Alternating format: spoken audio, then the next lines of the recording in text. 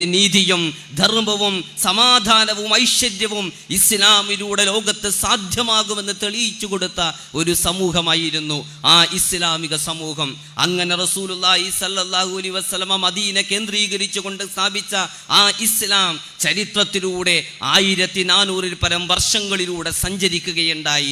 ആ ഇസ്ലാം റസൂലുള്ളാഹി സ്വല്ലല്ലാഹു അലൈഹി വസല്ലമ ഒരു സമ്പൂർണമായ ഒരു ജീവിത രീതി എന്ന അർത്ഥത്തിൽ, ഒരു വെളിച്ചമെന്ന അർത്ഥത്തിൽ, പ്രകാശമെന്ന അർത്ഥത്തിൽ പരിചയപ്പെടുത്തി കൊടുത്ത ഇസ്ലാം ചില സന്ദർഭങ്ങളിലെങ്കിലും ഇസ്ലാമിൻ്റെ പ്രകാശത്തിന് മങ്ങലേൽക്കുന്ന, ഇസ്ലാമിൻ്റെ ആ പ്രശോഭിതയാർന്ന മുഖത്തിന് മങ്ങലേൽക്കുന്ന ചില ചരിത്ര സന്ദർഭങ്ങളെങ്കിലും ഇസ്ലാം അഭിമുഖീകരിക്കുകയുണ്ടായി. അത്തരം സന്ദർഭങ്ങളിലെല്ലാം തന്നെ ഇസ്ലാമിനെ അപഹസിക്കാനും ഇസ്ലാമിൻ്റെ സുന്ദരമായ മുഖത്തെ വികൃതമാക്കാനും ചിലപ്പോൾ ഇസ്ലാമിൻ്റെ ഉള്ളിൽ നിന്ന് തന്നെയുള്ള ശ്രമങ്ങളുണ്ടായി. മറ്റു ചില സന്ദർഭങ്ങളിൽ പുറത്തു നിന്നുള്ള ശ്രമങ്ങളുണ്ടായി. ചില സന്ദർഭങ്ങളിൽ ഞങ്ങൾ ഇസ്ലാമിൻ്റെ വക്താക്കളാണ് എന്ന് പറയുന്ന മക്കയിൽ കടന്നു വന്നപ്പോൾ ഖൂലൂ ലാ ഇലാഹ ഇല്ലല്ലാഹ്, നിങ്ങൾ ലാ ഇലാഹ ഇല്ലല്ലാഹ് എന്ന് പറയുക, ദഖലൽ ജന്ന, എങ്കിൽ നിങ്ങൾക്ക് സ്വർഗ്ഗത്തിൽ നിങ്ങൾ പ്രവേശിക്കും.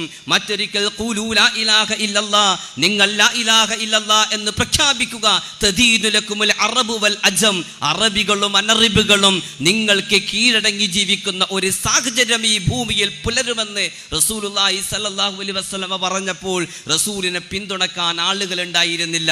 ഒരുപാട് ആളുകൾ, അദ്ദേഹത്തിന്റെ കുടുംബക്കാർ വരെ റസൂലുള്ളാഹി സ്വല്ലല്ലാഹു അലൈഹി വസല്ലമയെ എതിർത്തു എന്നതാണ് ചരിത്രം. ഈ സ്വഭാവത്തിൽ റസൂലുള്ളാഹി സ്വല്ലല്ലാഹു അലൈഹി വസല്ലമ വെളിച്ചവുമായി കടന്നു വന്നപ്പോൾ വെളിച്ചം ഇഷ്ടപ്പെടാത്ത ഇരുട്ടിന്റെ ശക്തികൾ ഇസ്ലാമിനെതിരെ നിലയുറപ്പിച്ചു. എണ്ണത്തിൽ പരിമിതമായ കൈകൊണ്ട്, വിരൽ കൊണ്ട് എണ്ണിത്തീർക്കാൻ പറ്റുന്ന അല്പം ചില ആളുകൾ മാത്രമേ റസൂലിന്റെ പിന്നിൽ അണിചേർന്നിട്ടുണ്ടായിരുന്നുള്ളൂ. ഇത്തരം ഒരു സാഹചര്യത്തെ അഭിമുഖീകരിച്ചുകൊണ്ടാണ് റസൂൽ പറഞ്ഞത്, ഇസ്ലാമിന്റെ ആരംഭം അങ്ങനെയായിരുന്നു. ആരും തിരിഞ്ഞു നോക്കാനില്ലാത്ത ഒരു സാഹചര്യം ഇസ്ലാമിനുണ്ടായിരുന്നു. പക്ഷെ മദീന കേന്ദ്രീകരിച്ചുകൊണ്ട് റസൂൽ ഈ ലോകത്തോട് വിട പറയുന്ന സാഹചര്യത്തിൽ ഖുർആൻ തന്നെ സൂചിപ്പിച്ചതുപോലെ ഇദാ ജാഅ നസ്റുല്ലാഹി വൽ ഫത്ഹ്, അല്ലാഹു സുബ്ഹാനഹു വ തആല റസൂലിലൂടെ സ്ഥാപിതമായ ഇസ്ലാമിനെ 1400 വർഷങ്ങൾ കൊണ്ടുള്ള ഈ പ്രയാണത്തിനിടയിൽ പലപ്പോഴും ഇസ്ലാമിന്റെ ഈ സുന്ദരമായ മുഖം വികൃതമാക്കുകയും വികലമാക്കപ്പെടുകയും ചെയ്യുകയുണ്ടായി. അങ്ങനെ വികലമാക്കപ്പെടുകയും വികൃതമാക്കപ്പെടുകയും ചെയ്ത ചരിത്ര പശ്ചാത്തലത്തിലാണ് റസൂലിന് ശേഷം ഒരു പ്രവാചകൻ വരാനില്ല, ലാ നബിയ ബഅദി, എനിക്ക് ശേഷം ഒരു പ്രവാചകനില്ല എന്ന് വിശുദ്ധ ഖുർആൻ പ്രവാചകൻ സല്ലല്ലാഹു അലൈഹി വസല്ലമ അസന്നിഗ്ധമായി പ്രഖ്യാപിച്ചിട്ടുണ്ട്. റസൂൽ അവസാനത്തെ പ്രവാചകനാണ്. പക്ഷേ ഇസ്ലാമിനെ വീണ്ടും അതിൻ്റെ തനത് സ്വഭാവത്തിലേക്ക് തിരിച്ചു കൊണ്ടുവരാൻ വേണ്ടി ചില മുജദ്ദിദുകൾ, പരിഷ്കർത്താക്കൾ, വിപ്ലവകാരികളായ ചില മതനേതാക്കന്മാർ രംഗത്ത് വരുമെന്നും അങ്ങനെയുള്ള മതനേതാക്കന്മാർക്കും അവരുടെ പിന്നിൽ അണിചേർന്നുകൊണ്ട് പ്രവർത്തിക്കുന്ന ആളുകൾക്കും അഭിവാദ്യങ്ങൾ എന്നാണ്. ഫതൂബാ ലിൽ ഗുറബാ ഇല്ലദീന യുസ്ലിഹൂന മാ അഫ്സദൻ നാസ്, ജനങ്ങൾ കേടുവരുത്തിയ ഇസ്ലാമിനെ വീണ്ടും തിരിച്ചു കൊണ്ടുവരാൻ ശ്രമിക്കുന്ന ആളുകൾക്ക് അഭിവാദ്യങ്ങൾ എന്ന വാക്കിലൂടെ റസൂലുള്ളാഹി സ്വല്ലല്ലാഹു അലൈഹി വസല്ലമ അർത്ഥമാക്കിയത്. ഇസ്ലാമിന്റെ ചരിത്രം പരിശോധിച്ചു നോക്കുമ്പോൾ അങ്ങനെയുള്ള ഒരുപാട് ആളുകൾ ചരിത്രത്തിൽ വന്നിട്ടുണ്ട്. അങ്ങനെയുള്ള ആളുകൾ വന്നു എന്ന് മാത്രമല്ല, നാം ഇന്ന് ഇസ്ലാമിക പ്രസ്ഥാനത്തിന്റെ ഭാഗമാണ് നാം എന്ന് പറയുമ്പോൾ, ഈ കാലഘട്ടത്തിൽ ഇസ്ലാമിക പ്രസ്ഥാനത്തിന്റെ ഭാഗമാണ് നാം എന്ന് പറയുമ്പോൾ നാം മനസ്സിലാക്കേണ്ടതുണ്ട്, നമ്മുടെ മുൻഗാമികളായ ആളുകൾ ഈ പ്രസ്ഥാനത്തെ ഇവിടെ സ്ഥാപിച്ചത്, ഈ പ്രസ്ഥാനത്തെ ഇവിടെ ഉണ്ടാക്കിയത് ഇവിടെ രാഷ്ട്രീയമായ നേതൃത്വം കിട്ടാനല്ല, ഭൗതികമായ താല്പര്യങ്ങളുടെ സംരക്ഷണത്തിന് വേണ്ടിയല്ല. നേരെ മറിച്ച് റസൂലുള്ളാഹി ഷഹീദ് ഹസൻ അൽ ബന്നയും സയ്യിദ് മൗദൂദിയുമൊക്കെ അൽ ഇഖ്വാനുൽ മുസ്ലിമൂൻ എന്ന് പറയുന്ന പ്രസ്ഥാനത്തിന്റെ ഹസൻ അൽ ബന്ന ഈജിപ്തിലും സയ്യിദ് മൗദൂദി ജമാഅത്തെ ഇസ്ലാമി എന്ന് പറയുന്ന പ്രസ്ഥാനത്തിന് ഇന്ത്യ ഉപഭൂഖണ്ഡത്തിന് രൂപം നൽകിയപ്പോൾ അവരുദ്ദേശിച്ചത് ഇതാണ്. അവരുടെ ഉദ്ദേശം വളരെ കൃത്യമായിരുന്നു. മുസ്ലിങ്ങൾക്കിടയിലുള്ള ഏതെങ്കിലും ചെറിയ അഭിപ്രായ ഭിന്നതകളിൽ ഒരു പക്ഷത്തെ നിലയുറപ്പിക്കുക എന്നതായിരുന്നില്ല അവരുടെ ലക്ഷ്യം. മറിച്ച് ഇസ്ലാമിന്റെ സുന്ദരമായ മുഖം തിരിച്ചു പിടിക്കപ്പെടേണ്ടത് ജീവിക്കേണ്ടതുണ്ട്. അതായിരുന്നു അവരുടെ ലക്ഷ്യം.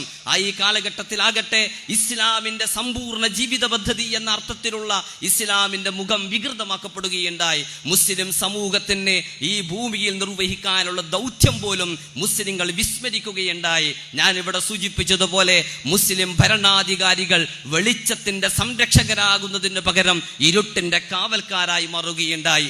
അങ്ങനെയുള്ള ചില ഭരണാധികാരികളുടെ ചോരപുരണ്ട സിംഹാസനങ്ങൾക്ക് പിന്നിൽ ഒളിച്ചിരുന്നു കൊണ്ട് അവരെ താങ്ങി നിർത്താൻ വേണ്ടി മുദ്രാവാക്യം വിളിക്കുന്നവരായി ഒതുങ്ങിപ്പോവുകയുണ്ടായി നമ്മുടെ കൂട്ടത്തിലുള്ള പല പണ്ഡിതന്മാരും. ഇത്തരം ഒരു സാഹചര്യത്തിലാണ് സയ്യിദ് മൗദൂദിയും ഷഹീദ് ബന്നയും ഇസ്ലാമിന്റെ മുഖം തിരിച്ചു പിടിക്കേണ്ടതുണ്ട്. അത് തിരിച്ചു പിടിക്കണമെങ്കിൽ മുസ്ലിങ്ങൾ ചെയ്യേണ്ട ഏറ്റവും പ്രധാനപ്പെട്ട സംഗതി അവർ ഇസ്ലാമിന്റെ സാക്ഷികളാಗಿ മാറണം. അല്ലാഹു സുബ്ഹാനഹു വ തആല വിശുദ്ധ ഖുർആനിൽ പ്രവാചകൻ ഇസ്ലാമിക സമൂഹത്തെ പരിചയപ്പെടുത്തുന്നത് അങ്ങനെയാണ്. എന്ന് പറഞ്ഞുകൊണ്ട് അവനാകുന്നു നിങ്ങൾക്ക് മുസ്ലിം എന്ന പേര് വിശുദ്ധ ഖുർആനിലും ഇതിനു മുമ്പ് അവതീർണമായ വേദഗ്രന്ഥത്തിലും നൽകിയിരിക്കുന്നത്. നിങ്ങൾ ജനങ്ങൾക്ക് സാക്ഷികളാകാൻ വേണ്ടി എന്ന് വിശുദ്ധ ഖുർആൻ പറയുന്നുണ്ട്. ജനങ്ങളുടെ മുമ്പിൽ ഇസ്ലാമിന്റെ ജീവിക്കുന്ന സാക്ഷികളായി മാറുക എന്നത് മുസ്ലിമിന്റെ ബാധ്യതയാണ്. ഈ ബാധ്യത മുസ്ലിം സമൂഹം വിസ്മരിച്ചുപോയി. ഈ ബാധ്യത മുസ്ലിം സമൂഹം മറന്നുപോയി. തങ്ങൾ ഒരു വലിയ ആദർശത്തിന്റെ വക്താക്കളാണ് എന്ന വസ്തുത വിസ്മരിക്കുകയും തങ്ങളൊരു സമുദായമാണ് അഥവാ അറബി പേരുള്ള ആൾക്കൂട്ടത്തിന്റെ പേരാണ് ഇസ്ലാം എന്ന് ജനങ്ങൾ തെറ്റിദ്ധരിക്കുകയും ചെയ്തപ്പോഴാണ് സയ്യിദ് മൗദൂദി പറയുന്നത് മുസ്ലിങ്ങളുടെ ബാധ്യത ഇസ്ലാമിന്റെ സാക്ഷികളായി മാറിക്കൊണ്ട് ഇസ്ലാമിനെ ജനങ്ങൾക്ക് പ്രബോധനം ചെയ്തുകൊണ്ട് ഈ ഇസ്ലാമിനെ സ്ഥാപിക്കാൻ വേണ്ടി ഇവിടെ പണിയെടുക്കേണ്ടതുണ്ട്. അങ്ങനെ പണിയെടുക്കണമെന്ന സയ്യിദ് മൗദൂദിയുടെയും ഷഹീദ് ബന്നയുടെയും താല്പര്യത്തിന്റെ അടിസ്ഥാനത്തിലാണ് അവർ ഇസ്ലാമിക പ്രസ്ഥാനങ്ങൾക്ക് രൂപം നൽകിയത്. ഈ കാലഘട്ടത്തിലെ നവജാഗരണ പ്രസ്ഥാനങ്ങൾ എന്ന പേരിൽ അറിയപ്പെടുന്ന തജ്ദീദി പ്രസ്ഥാനങ്ങൾ എന്ന പേരിൽ അറിയപ്പെടുന്ന ഇസ്ലാമിക പ്രസ്ഥാനങ്ങളുടെ ഏറ്റവും പ്രധാനപ്പെട്ട ദൗത്യം, ചരിത്രത്തിൽ അവർക്ക് നിർവഹിക്കാനുള്ള ദൗത്യം ഇസ്ലാമിന്റെ ജീവിക്കുന്ന സാക്ഷികളാവുക മാറുക എന്നത് തന്നെയാണ്. അദ്ദേഹം തന്റെ തനിജനന്മാരോട് പകർന്നു കൊടുത്ത മുദ്രാവാക്യങ്ങളിലെ ശ്രദ്ധേയമായ ഒരു മുദ്രാവാക്യം തന്നെ അല്ലാഹു റബ്ബുനാ വൽ ഖുർആനു ദസ്തൂറുനാ വ മുഹമ്മദുൻ സഈമുനാ വൽ ജിഹാദു സബീലുനാ വൽ മൗതു ഫീ സബീലില്ലാഹി അഹ്ലാ അമാനീനാ.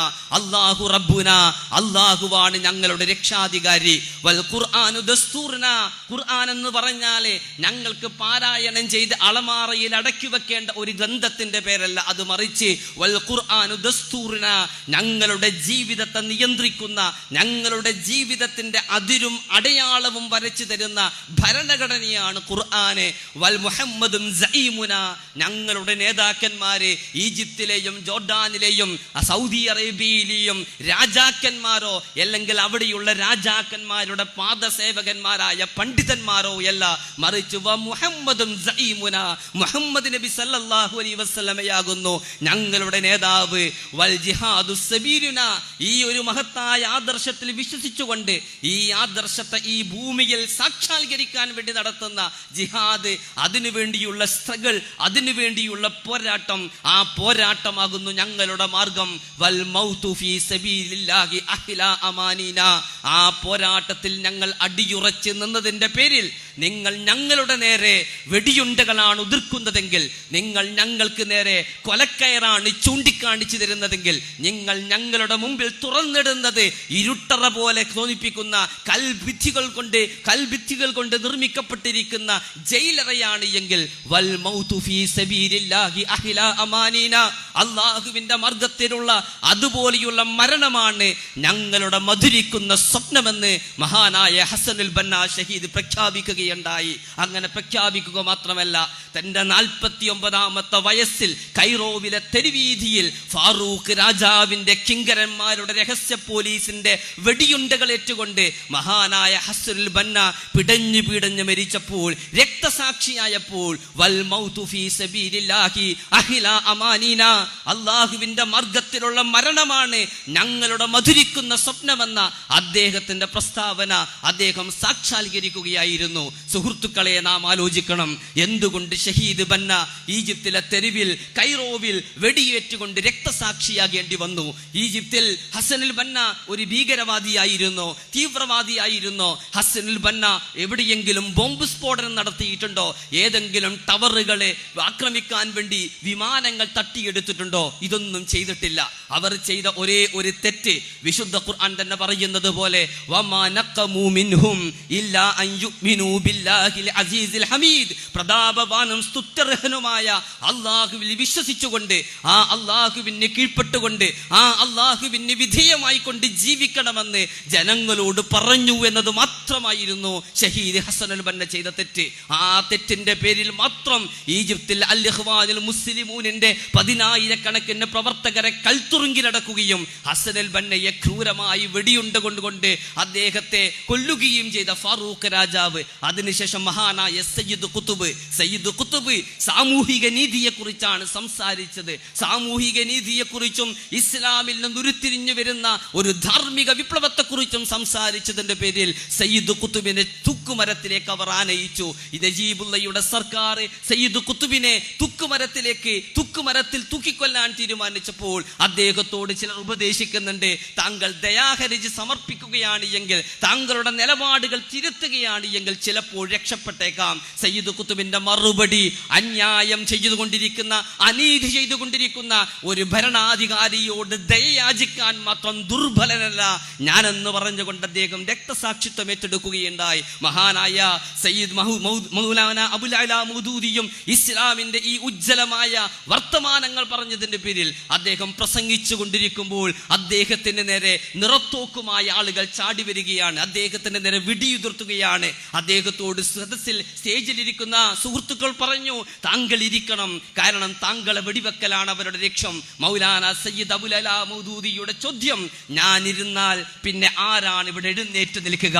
നമ്മൾ ഇരുന്നാൽ പിന്നെ ആരാണ് എഴുന്നേറ്റ് നിൽക്കുക എന്ന ഈ ചോദ്യമുണ്ടല്ലോ, ഈ ചോദ്യമാണ് ഏതൊരു കാലഘട്ടത്തിലെയും ഇസ്ലാമിക പ്രസ്ഥാനത്തിന്റെ പ്രവർത്തകർ ഉന്നയിക്കേണ്ട ഏറ്റവും പ്രസക്തമായ ചോദ്യം.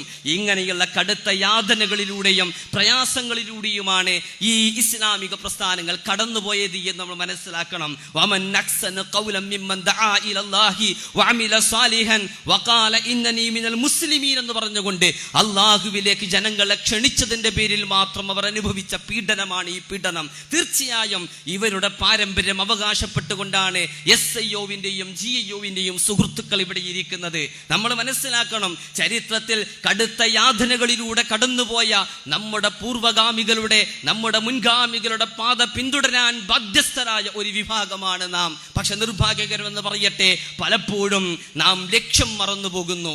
ലക്ഷ്യത്തിൽ നിന്ന് നമ്മളെ പിന്തിരിപ്പിക്കാൻ ഇരുട്ടിന്റെ ശക്തികൾ സകലവിധ ശ്രമങ്ങളും നടക്കുന്നുണ്ട്. ഒരു തലമുറയെ നിഷ്ക്രിയരാക്കാനുള്ള ഏറ്റവും നല്ല മാർഗം എന്താണ് എന്ന് ചോദിച്ചാൽ, അവരുടെ ചിന്തകളിലും അവരുടെ മസ്തിഷ്കങ്ങളിലും തെറ്റായ ആശയങ്ങൾ കടത്തി വെക്കുകയും അങ്ങനെ ഒരു ആദർശത്തിന് വേണ്ടി, ഒരു മഹത്തായ വിപ്ലവാദർശത്തിന് വേണ്ടി ജീവിതം തന്നെ സമർപ്പിക്കാനുള്ള ഒരു സന്മനസ് അവരിൽ നിന്ന് പിഴുതു മാറ്റുക എന്നതുമാണ്. ഇന്ന് ആധുനിക മുതലാളിത്തവും സാമ്രാജ്യത്വവും സയ്യിദ് മൗദൂദിയെയും ഷഹീദ് ബന്നയെയും സയ്യിദ് ഖുതുബിനെയും തൂക്കുമരത്തിലേക്കാനും തൂക്കിക്കൊല്ലാനും വധിക്കാനും ധൈര്യപ്പെട്ട, അതിന് തുനിഞ്ഞ ഈ കാലഘട്ടത്തിലെ ഇരുട്ടിന്റെ ശക്തികൾ മുസ്ലിം യുവതലമുറയെ അവരുടെ ലക്ഷ്യത്തിൽ നിന്ന് പിന്തിരിപ്പിക്കാനാണ് ഇന്ന് ശ്രമിച്ചുകൊണ്ടിരിക്കുന്നത്. ഒരുപക്ഷെ നമ്മുടെ ലക്ഷ്യത്തിൽ നിന്ന് പിന്തിരിപ്പിക്കാൻ നമ്മുടെ മുമ്പിൽ, നമ്മുടെ വീട്ടിന്റെ അകത്തളങ്ങളിൽ നമ്മൾ തുറന്നു വെക്കുന്ന ടെലിവിഷൻ സ്ക്രീനുകൾക്ക് അത് ചെയ്യാൻ സാധിക്കും. നമ്മുടെ കീശയിലും നമ്മുടെ മേശയിലും നമ്മുടെ വിരിപ്പിലും നമ്മോടൊപ്പം സദാ ഉണ്ടാകാറുള്ള നമ്മുടെ ഗാഡ്ജറ്റിന്, നമ്മുടെ ടെലിഫോണിന്, നമ്മുടെ സ്മാർട്ട് ഫോണിനെ ലക്ഷ്യത്തിൽ നിന്ന് നമ്മൾ പിന്തിരിപ്പിക്കാൻ സാധിച്ചു എന്ന് വന്നേക്കാം എന്ന് പറഞ്ഞുകൊണ്ട് നമ്മുടെ റൂമിലും സ്വീകരണ മുറിയിലും സ്ഥാപിച്ചിരിക്കുന്ന കമ്പ്യൂട്ടറിനെ നമ്മുടെ ലക്ഷ്യത്തിൽ നിന്ന് പിന്തിരിപ്പിക്കാൻ സാധിച്ചു എന്ന് വന്നേക്കാം. അങ്ങനെ ലക്ഷ്യബോധമില്ലാത്ത ജീവനെയും മുന്നം വെച്ച സാമ്രാജ്യത്വ ശക്തികൾ ഇന്ന് ആഗ്രഹിച്ചു കൊണ്ടിരിക്കുന്നത്. ഇതിനെ ചെറുത്തു നിൽക്കാൻ നമുക്ക് സാധിക്കുമോ എന്നത് പ്രസക്തമായ ചോദ്യമാണ്. ഖുർആൻ വിശ്വാസികളോട് പറയുന്നുണ്ട്, വലാ തഗുറന്നകുമുൽ ഹയാത്തുദ് ദുനിയ, ഐഹിക ജീവിതം നിങ്ങളെ വഞ്ചിക്കാതിരിക്കട്ടെ. ചോദിക്കാം, ഐഹിക ജീവിതം ഹറാമാണോ ഹലാലല്ലേ? ഈ ജീവിതത്തിലെ വിഭവങ്ങൾ പാടില്ലേ? ഞാനിവിടെ ഫോണിനെ കുറിച്ചും ടെലിവിഷൻ സ്ക്രീനിനെ കുറിച്ചും കമ്പ്യൂട്ടറിനെ കുറിച്ചും പറയുമ്പോഴും ഈ ചോദ്യം ഉയർന്നു വരും. ഇത് ഹറാമാണോ ഹലാലാണോ? ചോദ്യം ഹറാമാണോ ഹലാലാണോ എന്നല്ല. ഐഹിക ജീവിതം ഹലാലായിരിക്കെ റബ്ബനാ ആതിനാ ഫിദ് ദുനിയാ ഹസന വഫിൽ ആഖിറതി ഹസനതൻ വഖിനാ അദാബന്നാർ, ഞങ്ങൾക്ക് ഈ ദുനിയാവിലും പാരത്രിക ജീവിതത്തിലും നന്മ നൽകണമേ എന്ന് പ്രാർത്ഥിക്കണമെന്ന് പഠിപ്പിച്ച അതേ ദർശനം തന്നെയാണ് സത്യവിശ്വാസികളോട് വലാ തഗുറന്നകുമുൽ ഹയാത്തുദ് ദുനിയ, ഐഹിക ജീവിതം നിങ്ങളെ വഞ്ചിക്കാതിരിക്കട്ടെ എന്ന് പറയുന്നത്. തീർച്ചയായും ആധുനിക സാങ്കേതിക വിദ്യയുടെ വഞ്ചനകളിൽ നിന്ന് മുക്തമായി കൊണ്ട് മുന്നോട്ട് പോകാൻ സാധിക്കുമ്പോൾ മാത്രമേ നമുക്ക് വിശുദ്ധ ഖുർആൻ പറഞ്ഞതുപോലെ വൽതകും മിൻകും ഉമ്മത്തുൻ യദ്ഊന ഇലൽ ഖൈരി വയഅ്മുറൂന ബിൽ മഅറൂഫി വയൻഹൗന അനിൽ മുൻകർ, നിങ്ങളുടെ കൂട്ടത്തിൽ നന്മയിലേക്ക് ജനങ്ങളെ ക്ഷണിക്കുന്ന, നന്മ കൽപ്പിക്കുന്ന, തിന്മ തടയുന്ന ഒരു സമൂഹം ഉണ്ടാകട്ടെ എന്ന് ഈ സമൂഹത്തെക്കുറിച്ച് വിശുദ്ധ ഖുർആൻ പറയുന്നുണ്ട്. അങ്ങനെയുള്ള ഒരു സമൂഹമായി മാറാൻ നമുക്ക് സാധിക്കേണ്ടതുണ്ട്. അങ്ങനെയുള്ള ഒരു വിപ്ലവകാരിയായ ഒരു സമൂഹമായി മാറുമ്പോഴാണ് നമ്മുടെ ദൗത്യം അവിടെ പൂർത്തീകരിക്കുക. സഹോദരന്മാരെ, സുഹൃത്തുക്കളെ, ഇങ്ങനെയുള്ള വിപ്ലവകാരികളുടെ പാരമ്പര്യം അവകാശപ്പെടുന്ന ഒരു മഹത്തായ ദർശനമാണ് ഇസ്ലാം. ചരിത്രത്തിൽ ഏക ഛത്രാധിപതിയായ ഫറോവയുടെ കൊട്ടാരത്തിൽ എഴുന്നേറ്റുന്നുകൊണ്ട് സംസാരിച്ച പ്രവാചകൻ മൂസ അലൈഹി ഇസ്ലാം നിങ്ങൾ ഓർക്കുന്നില്ലേ?